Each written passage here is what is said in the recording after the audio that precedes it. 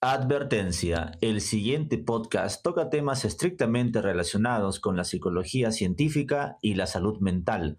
Su objetivo es promover el tratamiento de problemas psicológicos con un especialista. Si no crees en la psicología y te caen mal los psicólogos, no lo mires. Puedes seguir creyendo en el horóscopo, el karma, la divina providencia, el reiki, el coaching y un montón de cosas que esperamos te hagan muy feliz.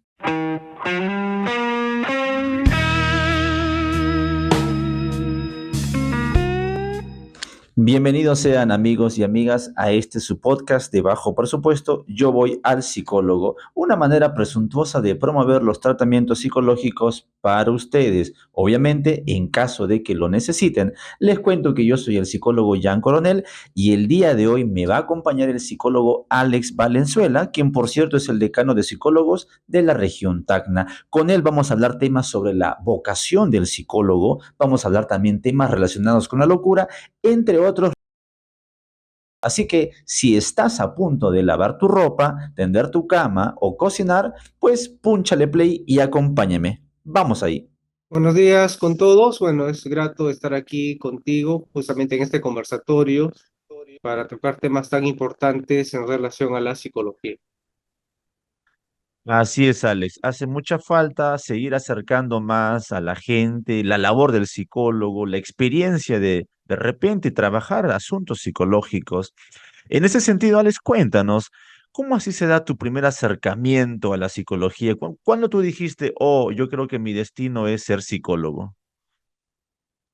Bueno, ya desde la época escolar, ¿no? Cuando me encontraba en cuarto, quinto de secundaria, en aquella época, en cuarto de secundaria se llevaba el curso de psicología y era muy interesante lo que nos comentaba el docente, las experiencias, los casos, y eso poco a poco me fue animando, ¿no?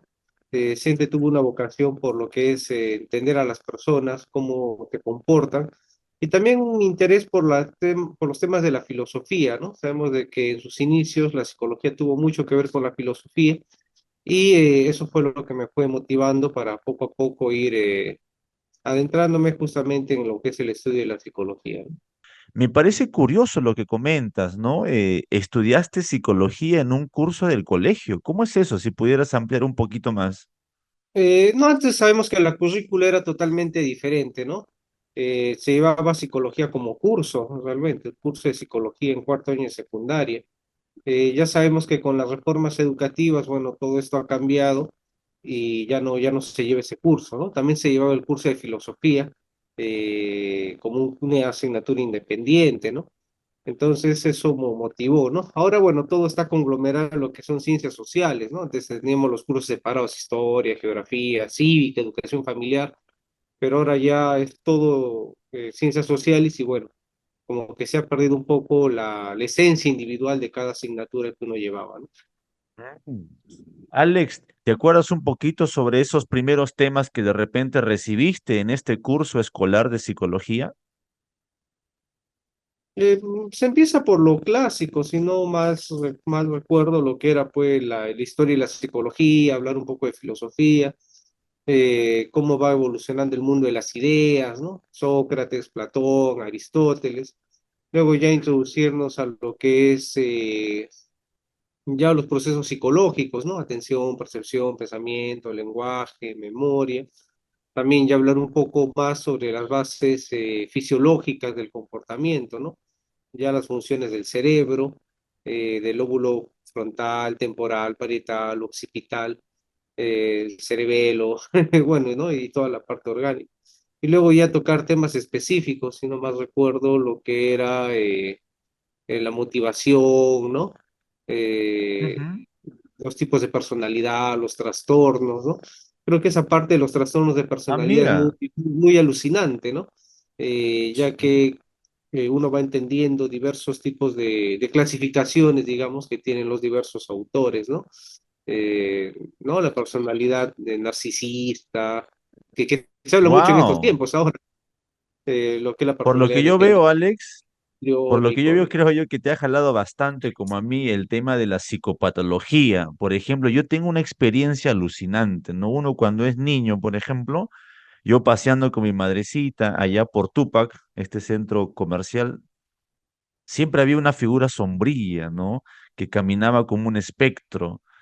Y yo le pregunté a mi madre, ¿no? ¿Qué es eso, no? ¿O quién es, no? Y ahí surge la primera palabra, es un loco, por ejemplo. Ese es uno de mis primeros acercamientos. ¿Qué es un loco, no? El tema psicopatológico para mí es apasionante. Por lo que yo veo en este curso escolar, ya veían algo de psicopatología, ¿no? Los trastornos de personalidad, etcétera. ¿Te atrae a ti también el tema psicopatológico? Claro que sí, ¿no? Creo que es un tema que a todo mundo lo acerca a la psicología, porque como que uno no está acostumbrado a ver la personalidad anormal, ¿no? O sea, personas que salen del promedio, tienen características que son muy particulares. Entonces eso va haciendo algo atrayente y sobre todo que, claro, como bien mencionas, uno encuentra una persona esquizofrénica en la calle, comúnmente llamado loco, y uno se pone Mm, a se mm. cuestiona, ¿no? O sea, ¿cómo es que la sociedad permite que una persona esquizofrénica ande de manera tan libre por la calle sin ningún tipo de tratamiento o cuidado respectivo, ¿no? Quizás nos puede parecer una figura jocosa, chistosa, pero es un grave problema de salud mental que merece ser atendido. Oye, hablando un poco del tema del loco, por ejemplo, algo que a mí me sorprende bastante es que, y quizás, y quizás citando un poquito a Foucault, ¿no? Esto de clasificar con un término, una palabra, a algo o a alguien a quien no comprendemos y que se aleja un poco de nuestra normalidad. A mí me parece un término desfasado, inoportuno e incluso también quizá marginal, cuando de repente hay terminología muchísimo más exacta, porque a veces se mete en un solo saco a cualquier comportamiento como loco, ¿no? ¿Qué te parece a ti esto? Claro, sabemos que en psicología puede haber una evolución de los términos, ¿no? Para hacerlos más adaptativos y que ya se quite el estigma, digamos, de determinados cuadros clínicos, ¿no? Por ejemplo, sabemos de que la persona con retardo mental, anteriormente, años 1910, 1920, y está en los libros de psiquiatría antiguos y de psicología antiguos, se le denominaba las categorías de idiocia, ¿no? Que viene de idiota, ¿no? Idiota, imbécil, ¿no? Y ese tipo de términos peyorativos para referirse a una persona con inteligencia baja, ¿no? Y miren, ¿no? Cómo era esa terminología tan terrible, tan desfasada, insultante, ¿no?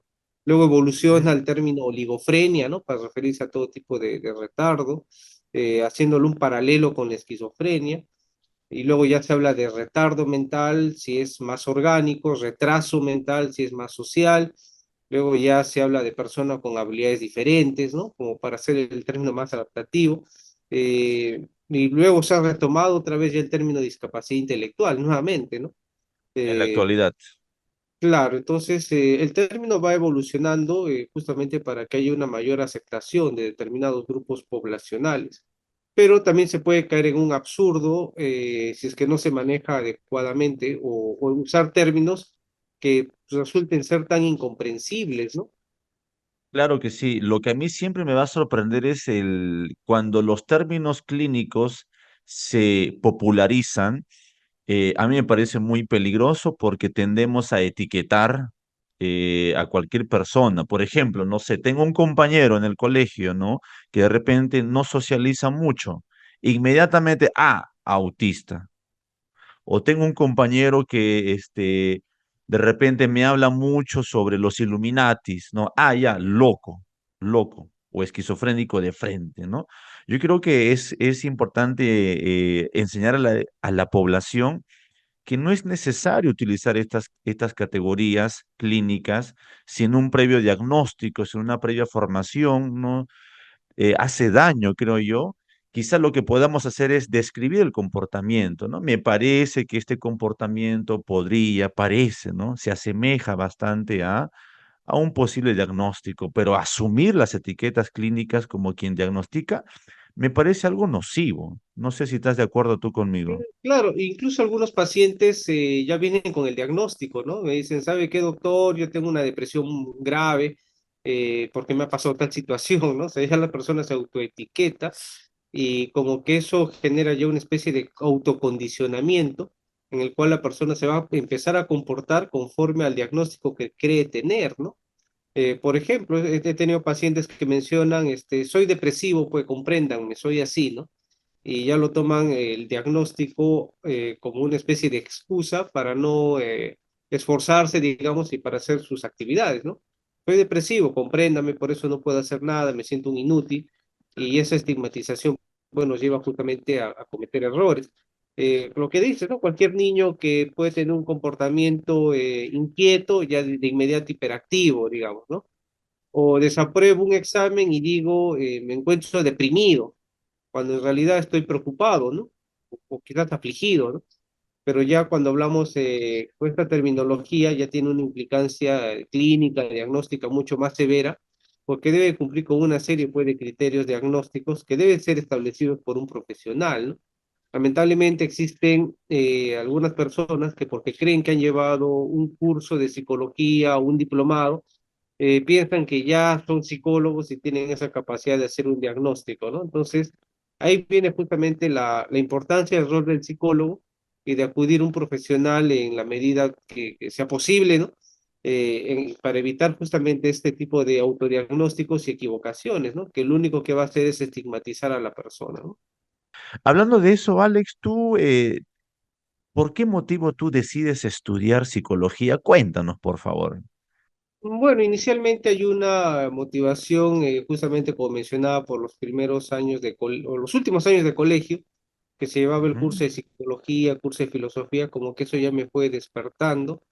Y luego ya en la universidad justamente ya fui conociendo a profundidad qué era realmente la psicología, porque uno entra a la facultad muchas veces con una idea psicoanalítica, ¿no? Interpretación de Ujú. sueños, actos fallidos, mecanismos de defensa, cuando eso es solo una pequeña parte de la psicología, ¿no? Que bueno, hay muchos detractores, hay opiniones a favor, en contra, pero ya poco a poco uno va descubriendo ya más la psicología académica, ¿no? En cuanto a métodos, procedimientos, ¿no? Entonces eso va haciendo que uno se vaya aproximando. Y bueno, en mi caso, acercarme más a lo que es la psicología forense, ¿no? Que justamente tiene que ver con la evaluación de las víctimas y agresores en diversos tipos de delitos, lo cual es un área que es relativamente reciente en nuestro medio y que es un campo poco conocido y poco explorado, ¿no? A diferencia de otras áreas de la psicología, como la psicología educativa o la psicología clínica, que tienen muchos más años de desarrollo en general en nuestro país, bueno, y en el mundo, ¿no? Así es, Alex. Y hablando un poquito, ¿no? Del impacto de la psicología científica ya en la sociedad. ¿Tú cómo observas? Yo veo que poco a poco la gente ya va aceptando el rol del psicólogo, del terapeuta, porque, por ejemplo, hasta hace mucho tiempo yo me acercaba a ciertas campañas en los conos aquí de la ciudad y había un desconocimiento, ¿no? Estas caravanas de salud mental estaban pues vacías, ¿no? La gente miraba con temor, incluso los niños se acercaban, ¿qué es un psicólogo? ¿Qué hace un psicólogo? Y eso te hablo pues hace 10 años más o menos, pero ahora ya los adultos ya vienen directamente, señor psicólogo, yo tengo este problema en mi trabajo por un comportamiento de equipo, ¿no? Entonces la gente ya acepta hasta cierto punto. Sin embargo, ¿tú cómo lo ves, Alex? Claro, es que cuando hablamos de problemas de salud mental, como que esto se ha ridiculizado con la imagen que nos dan las películas, ¿no? Ponemos una película de terror, ponen un psicópata, ¿no? Un enfermo mental que está saliendo de un sanatorio y que empieza a asesinar gente, ¿no? Entonces esa imagen como que ha calado mucho pues en la sociedad de pensar de que un problema de salud mental es algo que lindando ya con cuestiones de psicópatas, ¿no? O al revés, ¿no? Pensar que todo delincuente es psicópata o todo ladrón es psicópata, cuando no necesariamente, ¿no? Es un mal comportamiento, un mal hábito, o simplemente es una persona mala que quiere actuar de esa forma, ¿no? No necesariamente implicando algún tipo de psicopatología, ¿no? Entonces, ese tipo de películas, por ejemplo, ha calado en nuestra sociedad y esa imagen, pues, ¿no? Del problema de salud mental sinónimo de psicópata, o la imagen cómica que también hacen un problema de salud mental, ¿no? El típico loco de la calle que tira piedras o se ríe de la nada, hace chistes. Entonces eso ha desvirtuado, ¿no? Cuando sabemos que los problemas de salud mental, en la actualidad se habla de problemas de salud mental y del comportamiento, ¿no? Es decir, malos hábitos, comportamientos desadaptativos que justamente van a generar una problemática. Entonces ya la sociedad como que ha ido entendiendo, ha ido madurando la idea de que psicólogo pues no es sinónimo de loco, o que un problema de salud mental es algo que tiene que ser algo al extremo, ¿no?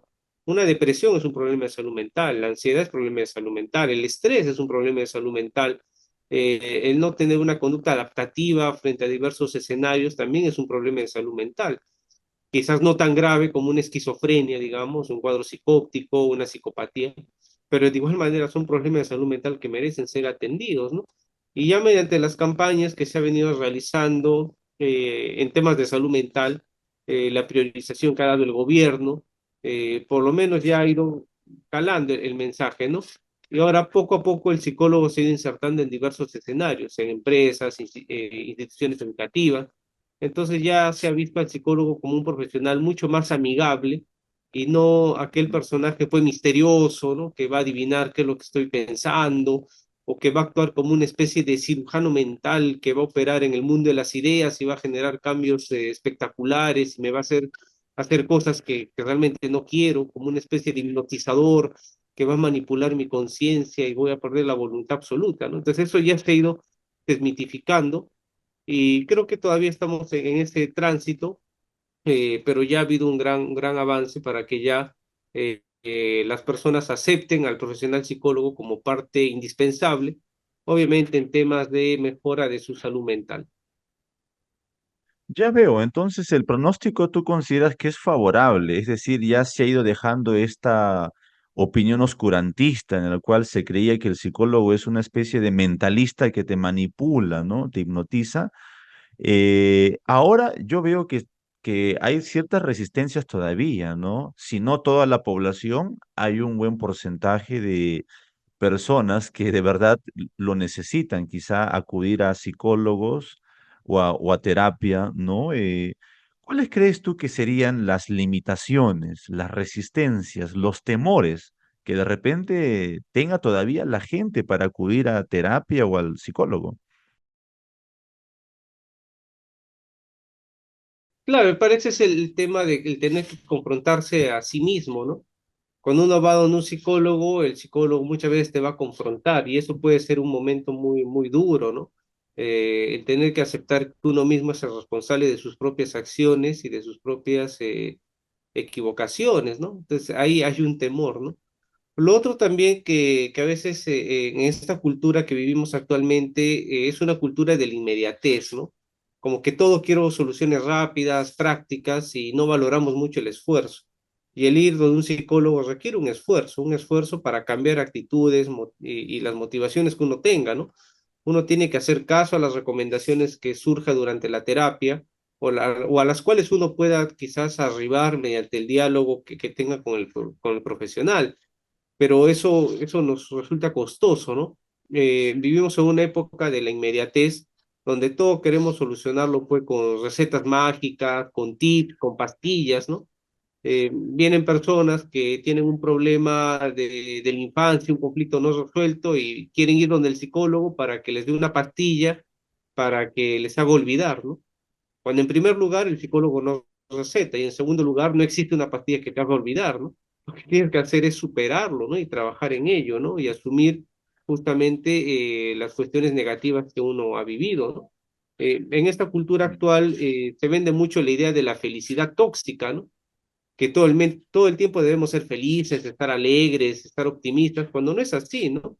En la vida hay momentos Ujú. duros, hay momentos difíciles, y obviamente no me voy a reír en esos momentos difíciles, ¿no? Tengo que enfrentarlos, tengo que quizás asumir el tema de la conmoción emocional, pero a partir de ello puedes superarlo y salir adelante, ¿no? Pero esa felicidad tóxica también nos hace ver la vida de una perspectiva un tanto ingenua, ¿no? Entonces, hay esa resistencia, dice el psicólogo, porque justamente implica un trabajo duro y de confrontación con uno mismo y requiere pues, acudir a todas las citas, a todas las sesiones que sean necesarias, obviamente, para solucionar el conflicto por el cual uno estuviera atravesando. Wow, amigos, espero que la estén pasando bomba, al igual que yo. Yo creo que se nota bastante el entusiasmo que le pongo a este podcast. Y como verán, mis estimados amigos y amigas, estamos hablando sobre la vocación del psicólogo en el Perú. Han visto cómo se forma el camino para convertirnos en un psicólogo especialista. Pero también yo creo que es la oportunidad de hablar sobre algunos datos, como por ejemplo, en el Perú se han aumentado los casos de problemas de salud mental hasta en un 20%, mis estimados. ¿Pueden creerlo? Y ojo, estamos hablando de los casos registrados solamente por el MINSA. De aquí viene la pregunta de cuántos casos quizá no están siendo atendidos. ¿Y saben por qué? Por este mito, por este temor, ¿no? Ay, si voy al psicólogo, de repente qué vergüenza, qué van a decir de mí, van a creer que soy un débil, van a pensar que estoy loco. Es algo que no ayuda, mis estimados amigos y amigos. Hay que luchar bastante con el estigma social de ir al psicólogo, es un problema, así que no, para nada. Así que continuamos revisando este podcast charla para aprender muchísimo más. Vamos con eso. Claro, puede ser duro, pero la gente tiene que entender que hasta cierto punto el rol del psicólogo es cuestionar de forma racional y claro, de forma cálida, validante o amable. A veces de repente yo tengo la impresión, y también hay mucha bibliografía al respecto, que la gente tiene ese temor a que sea juzgado, ¿no? Por el psicólogo, es decir, que hable mal, que lo vea mal, que lo critique por su comportamiento, pero no es tanto así, básicamente. En tu caso, Alex, cuéntame, ¿tú alguna vez, por ejemplo, tuviste algún acercamiento, o sea, buscaste un psicólogo para consultarle algo en toda tu vida? Sí, ¿no? Alguna vez en la época universitaria, ¿no? Sí, sí, he ido un par de veces donde un psicólogo, justamente para consultar temas sobre la vocación, ¿no? Que estoy en el lugar correcto, ¿no? Creo que siempre, Mm, bueno, en cualquier carrera universitaria que uno escoja, siempre surge en algún momento esa duda, ¿no? Si estoy bien donde estoy o no estoy bien, o qué debo hacer con mi vida, ¿no? Entonces ahí sí, sí recuerdo que recibí una orientación muy, muy buena, ¿no? Y incluso me mm, recomendó un libro, me recuerdo, me recomendó un libro, incluso me lo bien, regaló, que es un libro, ¿qué debo hacer con mi vida? De un autor que se llama Paul explícito, Bronson. Sí, sí, ¿qué debo hacer explícito, ¿eh? con mi vida? De Paul Bronson, todavía lo tengo ese libro. Y en ese libro menciona casos de gente que tenía éxito, pero no era feliz, y que decidieron dejar todo por dedicarse a cosas que le hacen feliz, ¿no? Y ese libro fue muy, muy, muy contundente, ¿ah? Porque me ayudó a entender muchas cosas, ¿no? O sea, las decisiones que uno toma y la implicancia de, digamos, de la profesión, ¿no? Creo que sí, sí recibí una orientación muy, muy acertada, ¿no? Y lo que mencionas del trabajo del psicólogo tiene que ver también pues, con enfoques, ¿no? Hay enfoques que van a ser más cálidos, otros enfoques son más confrontacionales, ¿no? Un humanista, por Ujú. ejemplo, ¿no? Va a ser mucho más cálido, ¿no? Te va a decir, ¿y qué te motivó a tomar esa decisión, por ejemplo, ¿no? Un conductista va a ser quizás más cuestionador, ¿no? ¿Por qué, no? Un psicoanalista va a ser más distante, quizás, ¿no? Un gestáltico se va a poner a jugar contigo. Te va a haber enfoques diversos al momento de abordar al paciente. Y eso es interesante que el usuario lo conozca porque a veces el cliente, el usuario, el paciente va donde un psicólogo y dice, este psicólogo me dice una cosa, voy donde el otro y me dice otra cosa, o me trata de una manera, este de otra forma, lo cual tiene lógica, ¿no? En primer lugar, hay la cuestión personal, ¿no? Cada ser humano es distinto, ¿no? Y en segundo lugar, también el enfoque, ¿no? Diversos enfoques van a recibir diversas formas de ver el problema. Y esto sucede no solo con la psicología, sino con cualquier profesional realmente, ¿no? O sea, vas donde un abogado te da una solución, otro abogado te dice no se puede, otro abogado te dice sí se puede. Lo mismo con un médico, ¿no? Vas donde un médico, te quiere operar, otro médico dice no, hay que esperar, otro médico no, te da pastillas, ¿no? O sea, los Claro, enfoques hasta son diversos, ¿no? En diversos yo profesionales, creo ¿no? que hasta cierto punto es válida la pluralidad, ¿no? Pero esta diversidad de opiniones profesionales, tiene que tener un común denominador también, porque si no, pues parece una anarquía, ¿no? Si al final todos pertenecemos a una misma ciencia, más o menos las sugerencias, los tratamientos deben tener un hilo conductor, pero dentro de ese hilo conductor debe haber, sí, algunas diferencias de acercamiento, forma de comunicarse, etcétera, porque si no, no sería una ciencia, ¿no? Claro, claro, pero justamente ese hilo conductor pues lo dan los protocolos, ¿no? O Ujú. sea, protocolo de atención en casos de depresión, ¿no? Haga eso. Protocolo de atención en casos de ansiedad, ¿no? O sea, a esta época ya la psicología está mucho más estructurada, sobre todo en los sistemas de salud, donde ya hay protocolos establecidos, ¿no? Entonces, guías de actuación, cuántas sesiones debe hacerse, qué debe hacer en cada sesión. Ya no es tan empírico, donde ibas al psicólogo y bueno, te decía lo que quería o actuaba como quería, ¿no? Hay un hilo conductor, obviamente, ¿no? Casos de bullying, ¿no? ¿Qué protocolos se activan? ¿Qué alarmas se activan? ¿Qué hacer, Claro, ¿no? Y claro que en estos sí. tipos, veo que la psicología está muy orientada también al derecho, ¿no? Casos de bullying, ya actúe de esta forma y derive en tal instancia, ¿no? Casos de violación, por ejemplo, ¿no? Delitos contra la libertad sexual, actúe de esta forma y derive a tales instancias, ¿no? Entonces ya la psicología ya no está siendo una ciencia aislada, sino que ya está siendo integrada justamente con otras profesiones, lo cual lo hace necesario, ¿no? Porque también sería un absurdo pensar que con psicología se resuelve todo, ¿no? Eso sería pecar pues de egocentrismo, ¿no? Se necesita obviamente también del derecho, se necesita también de la medicina, se necesita también quizás de un profesor, ¿no? De un pedagogo, porque justamente los conflictos emocionales pues son un cúmulo de factores que han influenciado para que la persona se sienta pues con ese malestar, digamos, pues ese sufrimiento psicológico. En ese sentido, Alex, hay fenómenos, problemas, situaciones que solamente puede resolver exclusivamente el psicólogo, en este caso, bueno, el psicólogo en general. Por ahí estuve alguna vez leyendo que mencionaba que el ser humano puede tener crisis psicológicas, crisis filosóficas, crisis Ujú. teológicas, crisis existenciales, y tendríamos que ubicar exactamente qué tipo de conflicto tiene el individuo, ¿no? Si es una crisis psicológica o filosófica. Quizás todo lo enmarcamos como una crisis psicológica, ¿no? En el sentido amplio, ¿no? Ujú. Pero habría que especificar realmente qué tipo de crisis está teniendo la persona, ¿no? Una crisis existencial, un vacío interior, ¿no? En algunos casos sí, o sea, la psicología va a ser lo que sea el tema central, digamos, ¿no? Pero en otros conflictos de repente se va a requerir de ciencias auxiliares, por ejemplo, ¿no? Eh, He tenido casos, por ejemplo, niños de 2 años, por ejemplo, me trae el padre de familia que tiene un comportamiento un tanto violento, agresivo, según lo que percibe el padre, pese a ser un niño pequeño, pero ahí el psicólogo no podría actuar solo, por ejemplo, ¿no? Ahí necesitaría una asistente social, ¿no? Que vaya a la casa, verifique en qué situación está viviendo, qué está pasando, ¿no?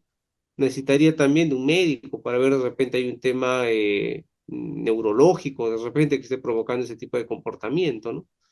Entonces ahí vemos Claro. de que sí se necesitaría otro tipo de profesionales que acompañen e integren el trabajo. Pues si hablamos de un tema de pareja, ahí el psicólogo tendría un rol preponderante, ¿no? Quizás otros profesionales se ayudarían, ¿no? Pero ahí el psicólogo sería pues, el principal protagonista en la solución de este tipo de casos, ¿no? Claro, definitivamente considero que al menos estar vivos siempre va a tener un correlato psicológico. Yo considero que hay muchos, gran parte de la vida humana tiene como centro, como eje conductor, como piedra angular, mejor dicho, la mente, ¿no? Cuando resolvemos un examen, entra la mente. Cuando de repente conocemos a una persona, también está en juego la mente o los procesos mentales. Y esto siempre tiene un correlato emocional, ¿no? No sé si habría una experiencia humana que no tenga su correlato emocional, es decir, una respuesta fisiológica que nos prepara para un sentir, básicamente, ¿no? Por ejemplo, si hablamos de crisis teológicas, políticas, de repente, espirituales, yo creo que puede ser abordado en parte por un psicólogo. ¿Por qué? Porque cualquier crisis de la índole que sea va a tener un correlato emocional. O sea, cuando la persona sufre por una crisis teológico existencial, sufre porque hay una especie de incomodidad emocional, sentimental o hay dolor.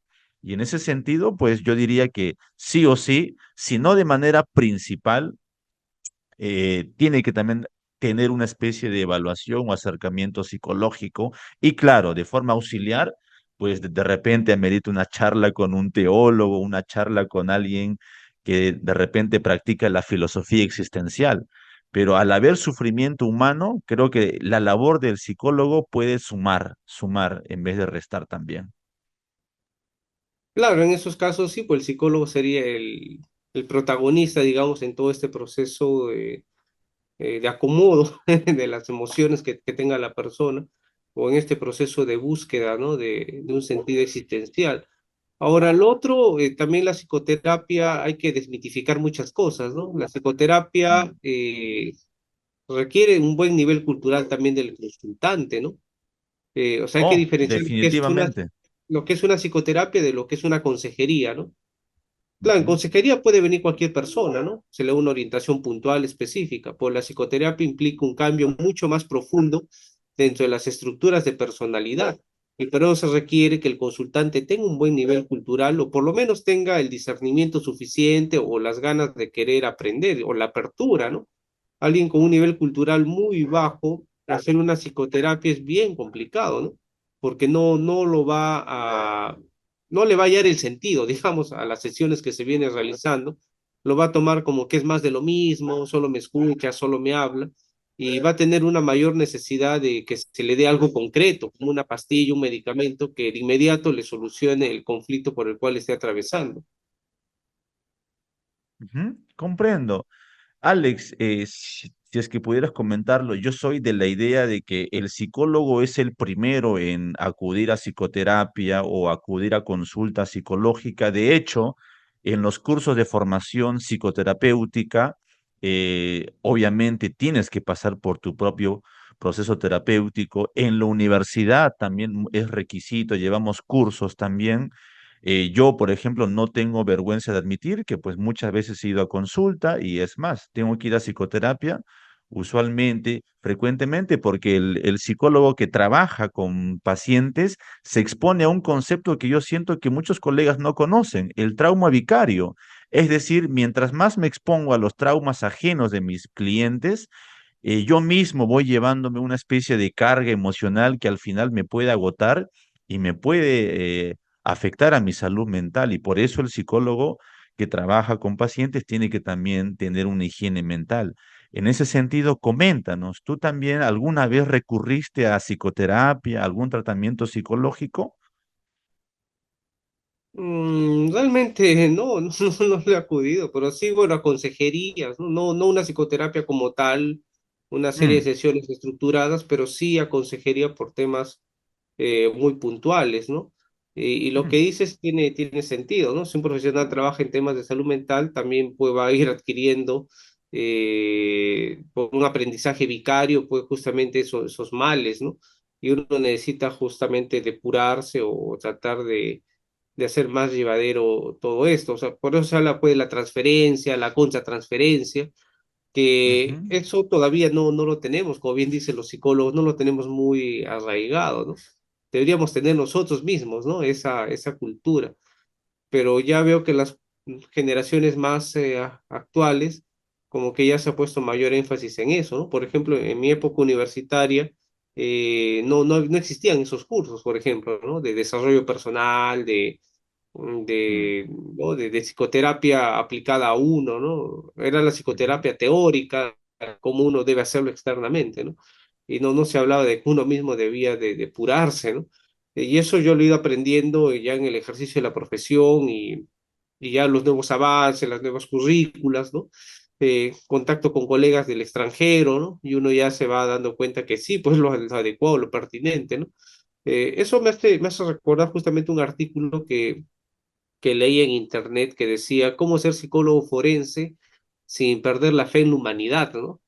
Y eso lo podemos aplicar a todas las áreas de la psicología, ¿no? Cómo ser psicólogo sin perder la fe en la humanidad, porque uno se va cargando de cosas y bueno, uno pudiera ya tener una visión negativa o pesimista del mundo. No obstante, frente a ello, pues, uno tiene que apagar pues, el chip, como se dice, ¿no? O sea, yo voy a mi casa y dejo de ser psicólogo, ¿no? No soy psicólogo las 24 horas del día, ¿no? Por ejemplo, yo alguna vez coloco un TikTok chistoso y a veces me lleven críticas, me dicen, pero ¿cómo ha publicado ese TikTok? Si es psicólogo, me dicen, ¿no? Y lo cual es un absurdo, ¿no? Pero déjame divertirme, ¿no? Déjame apagar la mente un rato y solamente quiero hacer, esa es como que mi práctica terapéutica, ¿no? Hay un libro bien interesante que yo me encantaría mencionarlo, ¿no? Es importante lo que tú dices, ¿no? Este libro se llama Dejar el trabajo en la consulta, ¿no? Tiene que ver con lo que tú dices, ¿no? Cuando llegas a la casa o cuando no estás en tu oficina, tienes que ser un ser humano corriente, por así decirlo, ¿no? Alguien que de repente hace torpezas, mira TikTok, comparte memes, ¿no? Y que es muy, pero muy divertido, ¿no? Porque no podemos estar en este plan divino de ser un psicólogo con una humanidad perfecta todo el tiempo, ¿no? Es muy sano, considero que el Claro, claro, y psicólogo y al también psicólogo no se tome se muy le en serio critica. su trabajo y lo deje a veces, ¿no? Claro, y al psicólogo se le critica mucho eso, a diferencia de otro profesional, ¿no? Porque ves un ingeniero que esté tomando, dices, ah, el ingeniero es así, pues está festejando la obra, ¿no? Pero ves un Claro. psicólogo que está en una discoteca tomando algo y dicen, pero ¿cómo está en la discoteca? Si es psicólogo, ¿cómo está tomando, no? Y como que nos ponen en un estándar como que Confirmo, debe me ha ser, pasado. claro, y como que nos pone un estándar que uno debería ser ejemplo de salud mental las 24 horas al día y un ejemplo de ecuanimidad todo el tiempo. Y no, no es así, uno es ser humano, uno tiene también sus propias falencias. En casa, pues, uno no todo el tiempo como psicólogo voy a estar dando orientaciones a la esposa, a los hijos, a los primos, a los sobrinos, a los padres, hermano, pues no todo el tiempo voy a ser el consejero eterno, ¿no? O el terapeuta, ¿no? O cuando uno va a una reunión para divertirse, conoce amigos y te preguntan, ¿qué eres tú, no? Soy psicólogo. Ah, y aprovechando que eres psicólogo, una consultita al paso, ¿no? Y te piden en esa reunión cuando uno está ahí desempeñando otro rol como cualquier ser humano, que no necesariamente quiere o está en ese afán de querer dar consultas, ¿no? No quiere simplemente divertirse. Y eso es lo sano, ¿no? Que uno tiene que dejar justamente la actividad profesional en el consultorio y uno tiene que seguir teniendo su vida autónoma, ¿no? Pero la sociedad muchas veces no le entiende, ¿no? Y le exige al psicólogo ese comportamiento divino que mencionabas. Excelente, Alex. Para ir concluyendo, a mí la psicología, desde que la conozco, me ha cambiado bastante la vida. En el caso tuyo, por ejemplo, coméntanos, ¿no? ¿En qué aspecto sientes que ser psicólogo o conocer, entenderte en muchos temas psicológicos ha cambiado ya tu vida personal en la pareja, en los hijos, la familia, las amistades, etcétera? Bueno, entender las motivaciones del comportamiento de muchas personas, también entender que muchos comportamientos no tienen realmente una motivación, que muchas veces actuamos de manera instintiva, de manera torpe, en otros casos sí hay una intencionalidad en el comportamiento. Como decía Freud, ¿no? En un sueño, un cigarro eh, no siempre va a significar algo más, ¿no? Un cigarro puede ser solamente un cigarro, ¿no? Entonces eso Una también me pipa es ayuda a una entender pipa a veces, psicología. ¿no? Claro, o sea, no siente tratar de buscar significados escondidos, dobles intenciones, no. En algunos casos sí puede haber comportamientos que tienen algo detrás, pero en otros casos simplemente es la torpeza del propio ser humano, ¿no? Básicamente eso, ¿no? Entender las diversas motivaciones que puede tener la persona. En el ámbito personal también aumentar mi autoestima, ¿no? Entender por qué sucedieron y suceden muchas cosas, tratar de comprenderme a mí mismo, entender cuáles son mis potencialidades, cuáles son mis falencias, un conocimiento interior muy profundo, ¿no? En el cual es un proceso obviamente cotidiano, permanente, ¿no? No es que uno logre una autoestima y ya te quedas ahí para siempre, ¿no? Sino que la Ujú. autoestima va a oscilar, va a subir, va a bajar según las circunstancias, pero me ha ayudado a Así entender es. que hay situaciones en las cuales uno no puede controlar y por eso no deberían afectarme a tal punto de deteriorar mi propia autoestima, ¿no? Excelente, Alex, muchísimas gracias. Yo quisiera hacerte una pregunta ya un poquito como para satisfacer el morbo de la gente. me he planteado esta pequeña dinámica, ¿no? Advirtiendo que lo ideal siempre es hacer una evaluación clínica, un acercamiento directo, ¿no? Con los protocolos que dicta la psicología científica, pero en tu opinión, Alex, ¿no? Así como quien se aproxima y describe o de repente hace una hipótesis diagnóstica, ¿no? Aquí en Tacna es conocido el personaje a quien le conocen como el loco Tarzán, ¿no? El comportamiento de este ciudadano, en tu parecer, por ejemplo, cómo te acercarías a él? ¿Cómo te aproximarías en qué es lo que le pasa, qué es lo que le sucede, o qué es lo que, entre comillas, tiene? Bueno, sabemos que es un personaje muy, muy querido en esa sociedad. Hasta cierto punto es un personaje representativo del cual han hecho memes o hay stickers, se tiene hasta creo su página en Facebook. Pero más allá de lo jocoso, merecería también una atención integral en temas de salud mental, eh, ya que es una persona que merece un trato digno, ¿no? Debería tener la medicación necesaria, el cuidado respectivo.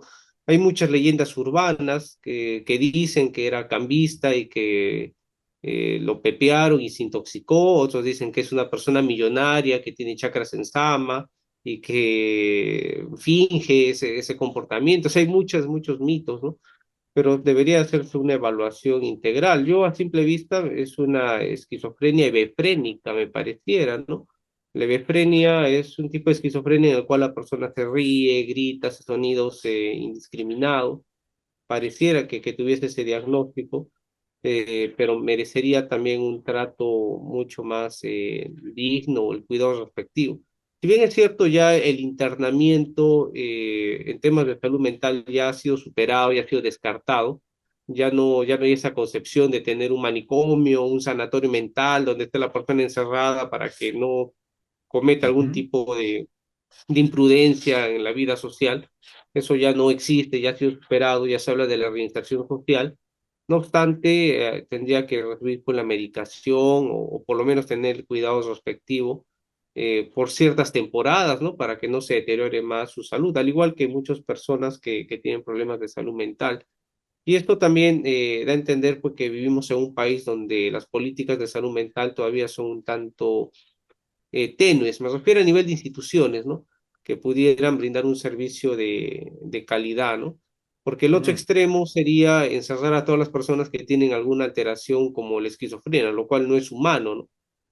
Pero tampoco el otro extremo dejarlos en la calle y que estén libremente, porque son un peligro para ellos mismos y también para la sociedad. De repente en algún momento pueden cometer algún acto imprudente si es que no reciben la medicación que corresponda, ¿no? Correcto.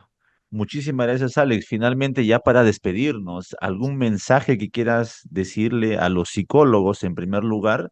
Y en segundo lugar, un mensaje a la población sobre temas de psicología o salud mental. Adelante, por favor. Bueno, a los colegas psicólogos seguir capacitándose, seguir estudiando. Es importante la capacitación permanente del profesional psicólogo. Nuestra profesión no culmina con el título profesional, sino que debemos optar por tener una maestría, un doctorado, una segunda especialidad en algún área específica, no pecar de todistas, sin apuntar a ser especialistas en algo, en niños, en adolescentes, en clínica, en educativa, en forense, en deportiva, en psicoterapia, cada uno ir buscando su vocación y su posicionamiento en algún área concreta para que puedan crecer justamente en ese sector, ¿no? Ya que es imposible que uno domine pues todas las áreas, ¿no? Y lo otro, a la población en general, bueno, acudir a las sesiones psicológicas cuando tengan una programación, no lo vean como que es un largo proceso o es inviable, es algo muy cansado, sino más bien que es necesario acudir a esas sesiones cuando uno tiene algún problema de salud mental o algún problema de comportamiento, ya que el psicólogo no es sinónimo de locos. Siempre necesitamos algún tipo de comprensión, algún tipo de orientación, digamos, alguien que nos enseñe algo para poder mejorar como personas, como individuos, y desmitificar esa idea de todo la practicidad de esta época, ¿no? de pensar que con una pastilla voy a solucionar todo o que una sola consulta y es suficiente, ¿no? En algunos casos se requerirán dos, tres, cuatro consultas, ¿no? Entonces hay que ser persistentes justamente en este proceso terapéutico en diversas edades, niño, adolescente, adulto, ¿no? Nunca alguien es tan mayor como para no aprender algo nuevo, ¿no? Entonces, esa sería la recomendación para la población en general y que cuidemos nuestra salud mental. Bien, Alex, muchísimas gracias por tu tiempo, por esta pequeña charla y pues te veo en la próxima sesión. Listo, ahí nos encontramos. Ya, Alex, gracias.